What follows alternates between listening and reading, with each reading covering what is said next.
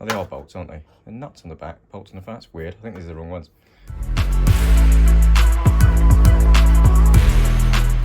Those spacers were wrong.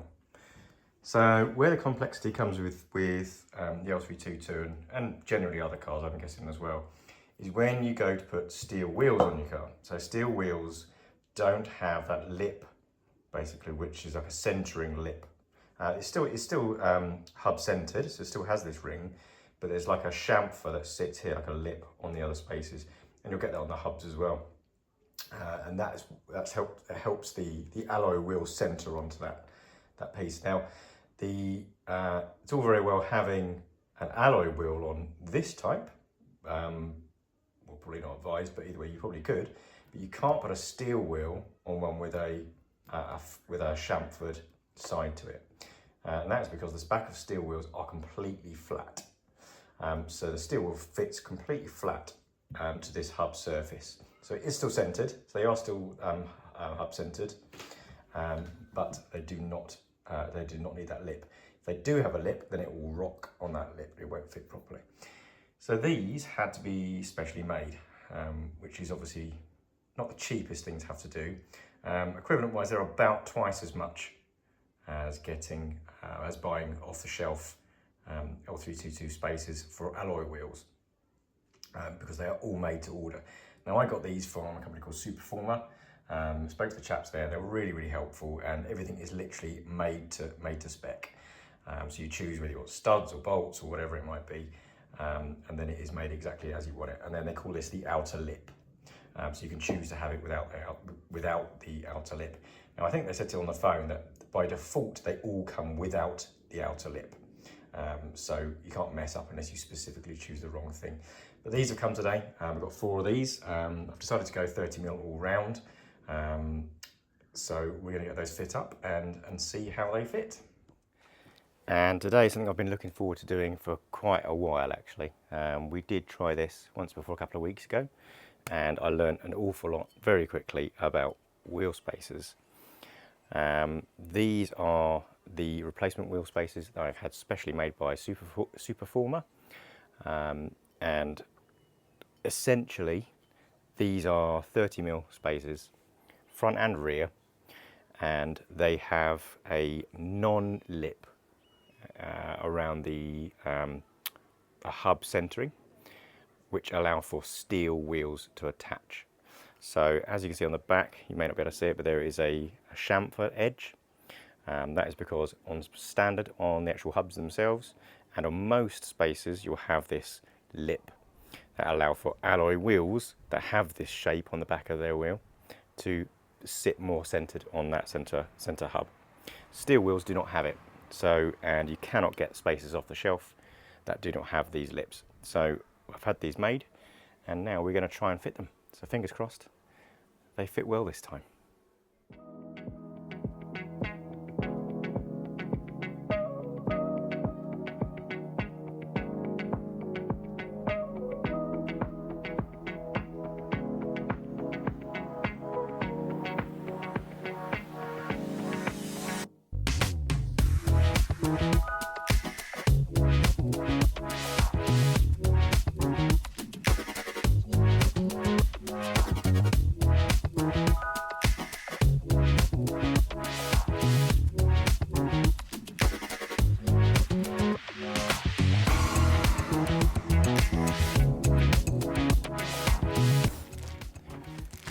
As I've shown before, we've got a chamfer for the original hub on the inside and no chamfer on the outside, so the steels will fit onto this nicely. I never realised it was as bad as it is.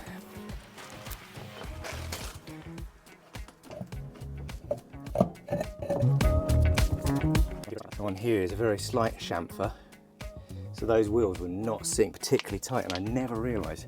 So hopefully these are the right size, which they are. Lovely, okay. Because they're 30mm, they fit straight in with these nuts and they won't protrude at all.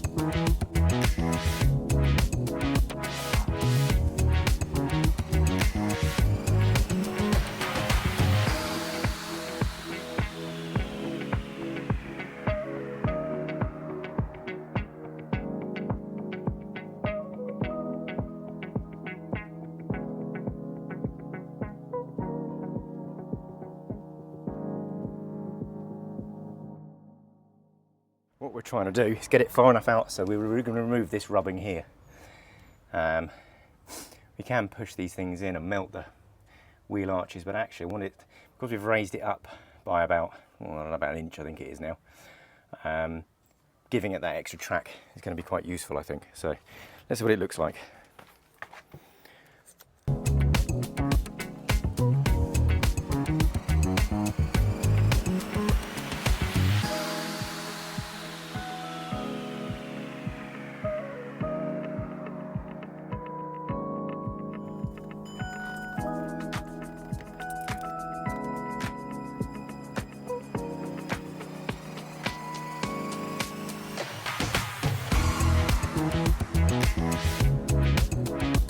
So it looks like with the wheel arch, with the wheel spacer, sorry.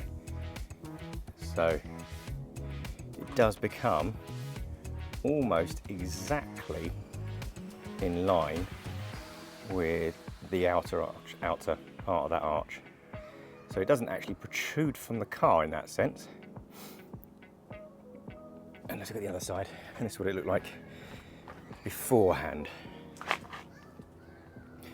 So it sits in with the inner part of the arch. So it's definitely that, it does make quite a big difference. I've got no idea what it's going to drive like, and I know everyone, it really does divide people. When I've been on the forums talking about spaces, it is amazing that some people absolutely swear by them, and other people pretty much say it's the devil. So we'll see what it drives like.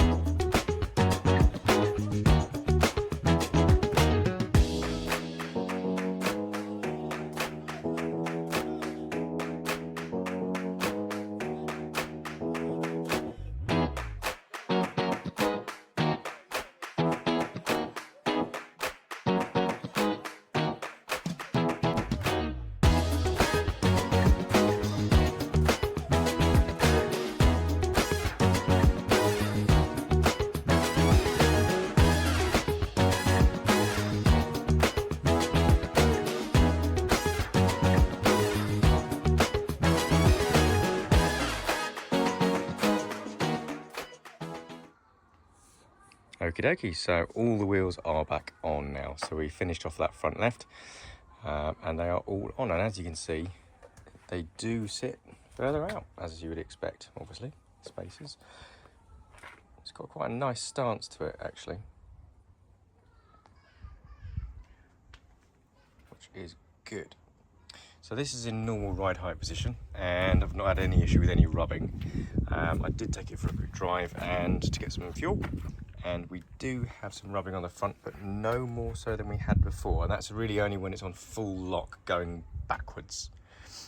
Full lock going forwards, I don't seem to have any issue, which is a bit weird, but obviously just the way it's geared.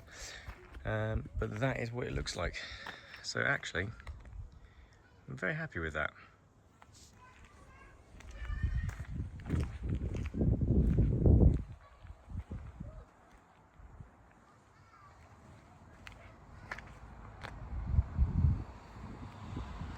Try and get a good perspective. So the front seems to sit a lot further out than the backs. But it drives nicely. There was no particular wobble or anything like that at all.